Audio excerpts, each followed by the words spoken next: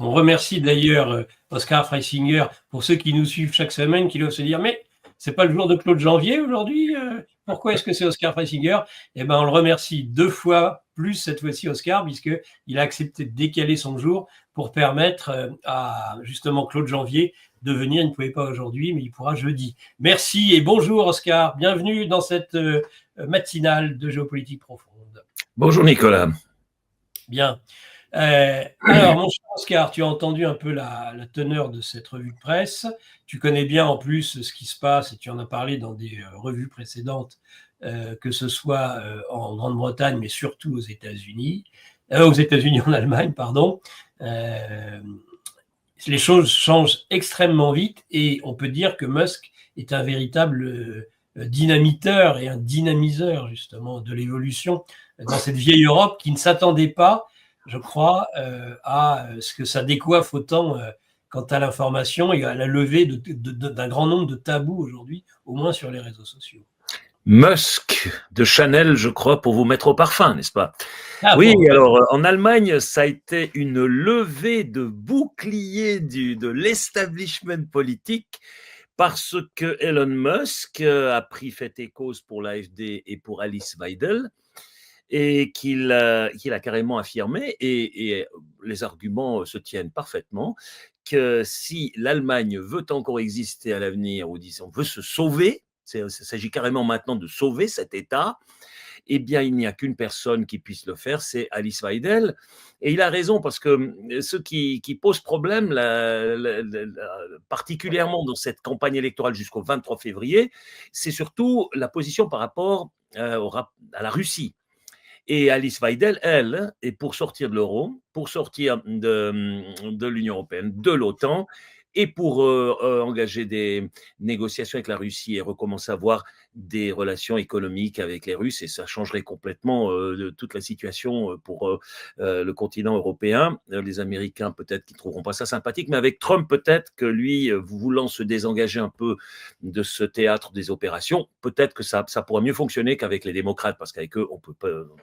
Non seulement le Biden, il est débile, mais en plus, c'est toute leur idéologie, dis-je déjà. Je veux dire, il n'est que le reflet de l'idéologie qu'ils portent. Mais là où c'est intéressant et cocasse, là c'est la meilleure. Et les blogueurs allemands se font une joie de relever la chose. Donc, Friedrich Merz, le candidat des sociodémocrates, là, CDU, qui intervient sur les réseaux sociaux pour dire quelle intolérable ingérence de ce monsieur qui n'est pas allemand dans la politique intérieure de l'Allemagne. Et alors les blogueurs se sont fait un plaisir de publier tout de suite derrière les posts qu'avait mis ce monsieur Merz concernant les élections en Roumanie, où ce monsieur Merz se fait non, mais c'est pas du tout de l'ingérence, évidemment, quand c'est un Allemand qui le fait en Roumanie, mais en fait, il soutenait cette femme qui est portée par l'Union européenne, là, qu'ils veulent absolument imposer contre la volonté des Roumains, et il fait, en exhortant le peuple roumain à voter pour cette femme. Donc, quand lui le fait, c'est pas un problème, mais quand Elon Musk le fait, là, ça devient un problème. Donc, vous voyez, cette double mesure, c'est absolument ahurissant. Mais c'est très intéressant à voir.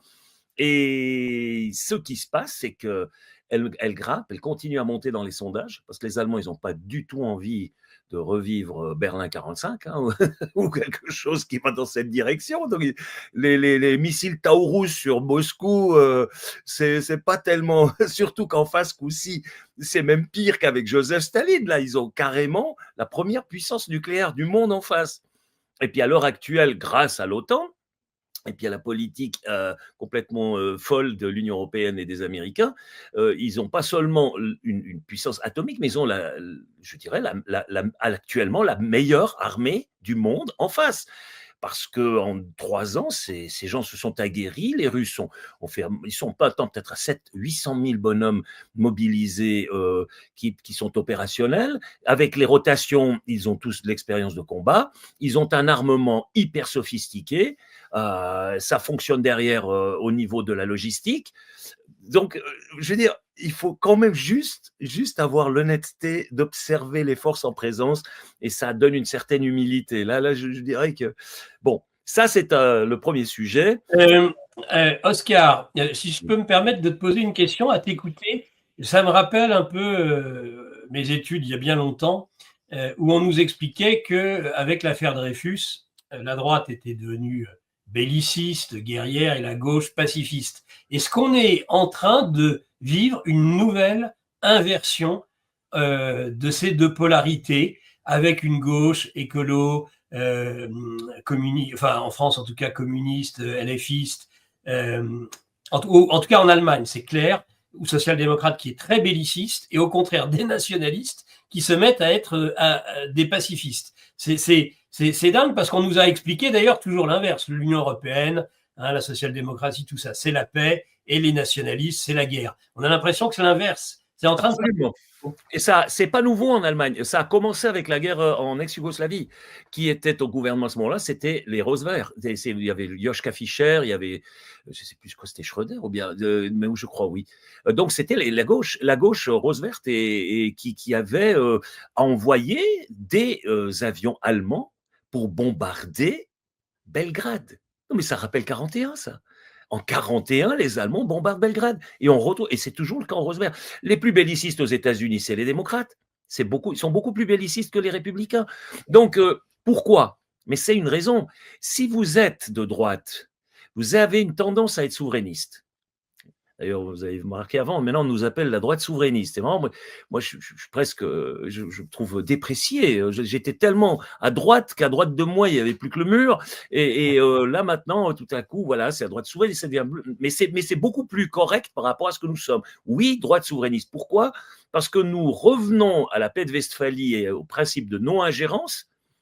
Si vous avez des États-nations indépendants qui négocient sur une base multilatérale, vous respectez aussi la souveraineté de ces différents États. Et si vous êtes socialiste, vous voulez sauver la planète entière. Donc, vous ne faites plus de distinction et vous ne faites plus de frontières. Nous sommes tous des citoyens du monde, ce qui ne veut absolument rien dire.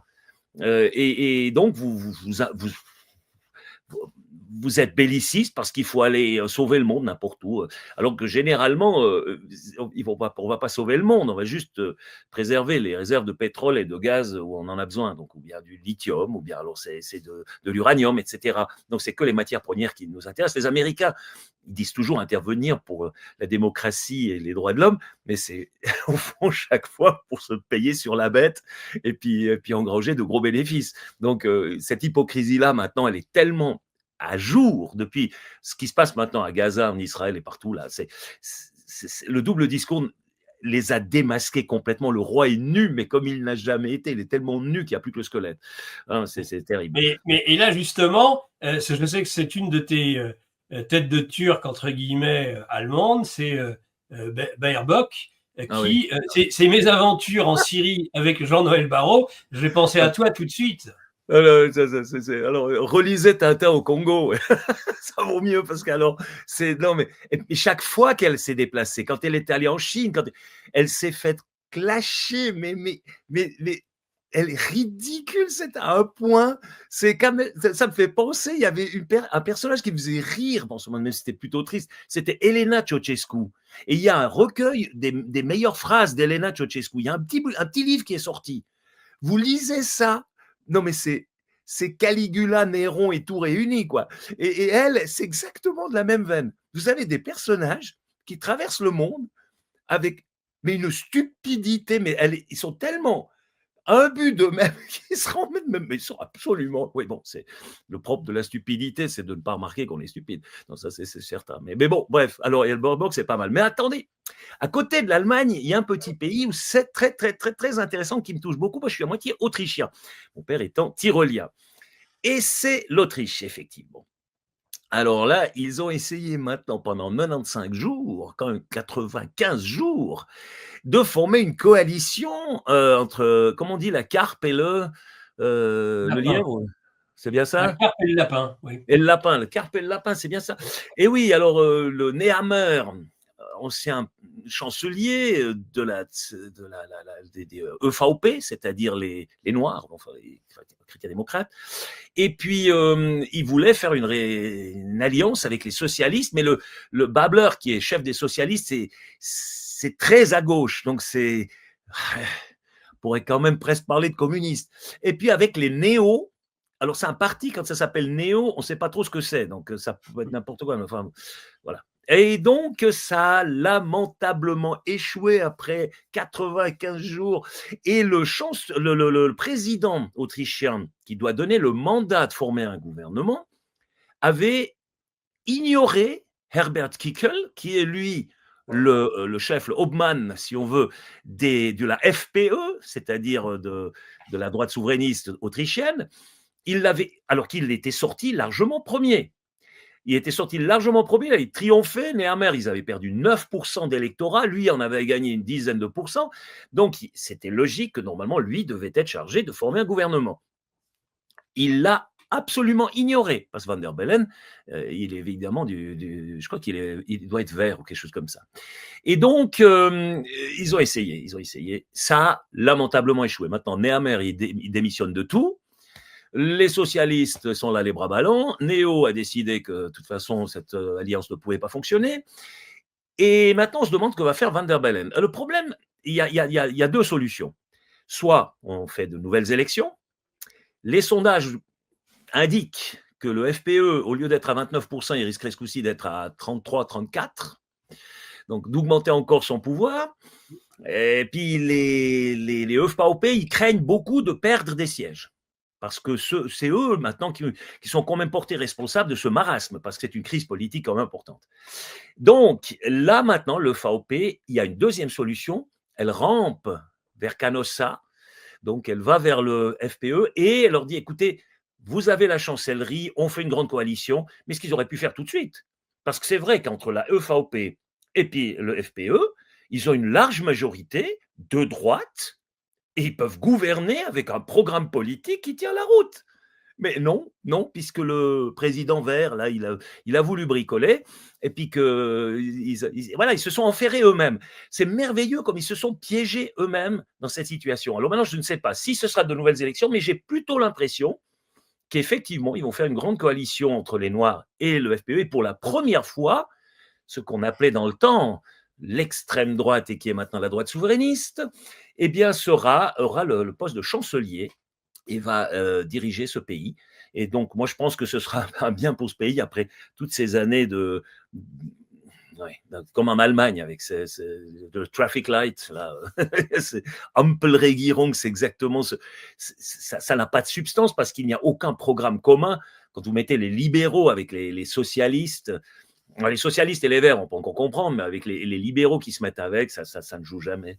Voilà pour l'Autriche, parce que c'est toujours intéressant d'aller voir ce qui se passe dans le Mitteleuropa.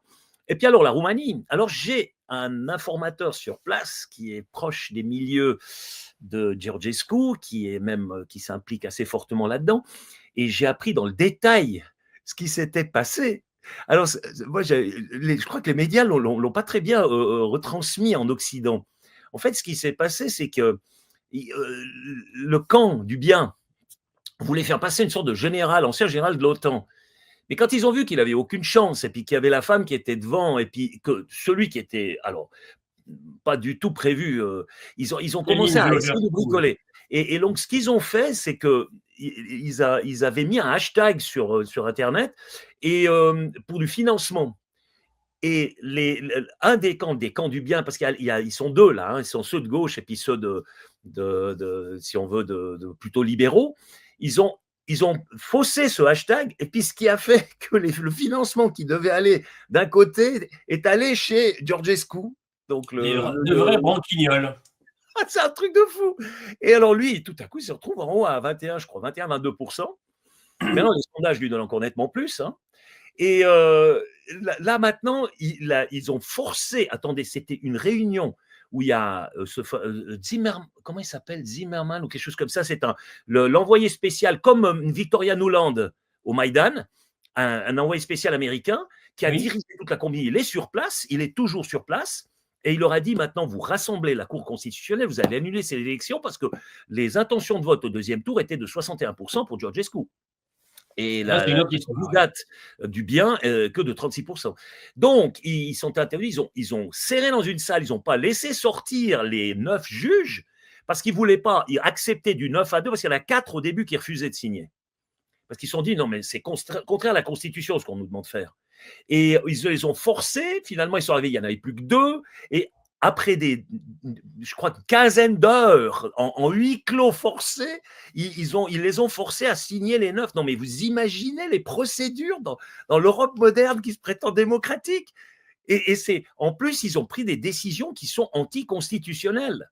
Ils n'ont pas cette légitimité-là. Donc, on est au bord, alors d'après mon informateur, ils sont au bord de l'insurrection.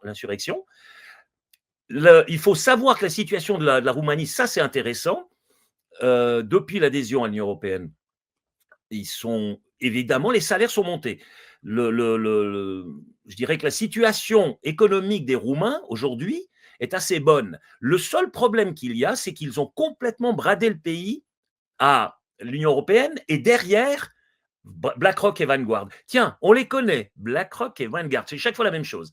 Donc, ils n'ont plus la maîtrise économique de leur pays. Et ça, ils commencent à le ressentir très fortement. Et Georgescu n'est pas celui qu'on nous présente, parce qu'ils ont fait une campagne, alors après, on a vu qu'il commençait à compter, ils ont commencé à le salir d'une manière qui était... Ils lui ont même reproché d'être franc-mac. Puis après, ils ont dû rétro-pédaler parce que tu as tous les francs-macs qui sont dans le camp du bien qui ont commencé à dire non, mais vous arrêtez, là, c'est bon. Parce que normalement, il faut surtout rien dire sur les frères. Et là, alors, lui devenait un frère et il pensait qu'ils allaient pouvoir le discréditer encore avec un moyen de ce type-là. C'était ahurissant mais les salissures qu'il s'est ramassées, du type de ce que Trump s'était ramassé, que j'ai eu connu, moi, dans le temps. Oui, en termes de caricature, dont il reste des traces sur le net, d'ailleurs. Ce qui avait amené à l'incendie criminel de ma maison, parce qu'on finit par vous foutre le feu à la maison, puisque la cible est désignée, et on la désigne tellement que c'est ce qui s'est passé avec Fico en Slovaquie, etc. Vous avez toujours ce même schéma, ces gens du bien, n'est-ce pas, qui fustigent tellement le mal que finalement, il se fait assassiner. Donc, mais eux, ils n'ont rien fait. Ils n'ont rien fait. C'est les pharisiens, n'est-ce pas? C'est toujours la même race. Donc, alors qu'à l'inverse, le moindre propos donnant lieu à quelque attaque raciste ou autre va immédiatement nous être imputé. Non, mais puis c'est pire, c'est quand on m'a foutu le feu à la maison, il y en a quand même qui arrivent à dire, mais il l'a bien cherché. Non, ça, c'est sûr. Alors que dans le cas inverse, non, c'est jamais comme ça. Voilà pour la Roumanie. Donc là-bas, ça va bouger. J'ai l'impression que la pression populaire est telle que le Georgescu. Écoutez, moi je parie sur Georgescu. Je crois qu'il va être élu. Je crois que ils vont pas. Alors maintenant, ce qu'ils essaient de faire. Ah oui, dernière technique, ça j'ai encore oublié. Maintenant, ils veulent le rendre inéligible. On connaît ça, on a pas vu ça aux États-Unis aussi. Oui, c'est ahurissant, c'est toujours les mêmes mécanismes. Non, mais si c'était pas aussi dramatique, ce serait hilarant, parce que c'est vraiment la comédie humaine. Et en plus, ils se cachent même plus, ils se masquent même plus. Ils y vont. Mais je crois que c'est quand même qu'on sent qu'il y a une fin d'une époque. Là, tout ce wokisme, je vois maintenant aux États-Unis, vous avez vu la Trump mania maintenant qu'il y a. Ça va au-delà. Quand Trump il dit maintenant j'ai plus que des amis, ça c'est vrai, mais ça va très au-delà de ça, où il y a maintenant même des nombreux démocrates qui changent de camp. Et ça, c'est ahurissant quand même. Et où Trump, il devient une sorte d'icône. Il est, non mais c'est même presque exagéré. Mais lui qui était diabolisé complètement, maintenant il est divinisé. Et je connais ce mécanisme parce que je l'ai vécu, je me souviens de l'affaire des minarets, tout ça. Soit j'étais le diable, soit j'étais le bon Dieu. Et encore maintenant, quand des gens me rencontrent, je lis dans leur regard l'un ou l'autre, jusqu'au moment où, m'ayant côtoyé peut-être sur 1 ou 2 heures comme ça, je redeviens humain. Vous voulez, un homme avec des défauts, qui parfois, des fois se plante, des fois fait juste, mais quelqu'un de normal, quoi. Mais vous avez toujours la médiatisation qui crée cette polarisation, cet antagonisme, soit tu es tout mauvais, soit tu es tout bon. Oui, ça c'est un classique. Le Trump, là, actuellement, c'est très très fort, là, c'est parti. Alors maintenant, c'est dans la divinisation de son vivant déjà. Et vous appelez à la mise en place d'un euro numérique. Absolument, absolument. Nos élites déroulent leur plan contre nous. Mais nous aussi on a des plans contre eux. Déjà au travers de nos émissions avec une revue de presse économique pour faire le point avec vous, puis dans notre revue mensuelle avec des analyses financières et des solutions de décentralisation, et surtout dans notre stratégie anti-CBDC. Plus de 3 heures de contenu exclusif et gratuit pour apprendre concrètement à préserver votre épargne. Au programme, protection anti-crise, anti-banque, anti-État et bien d'autres solutions. Le temps joue contre nous, mais on peut se défendre.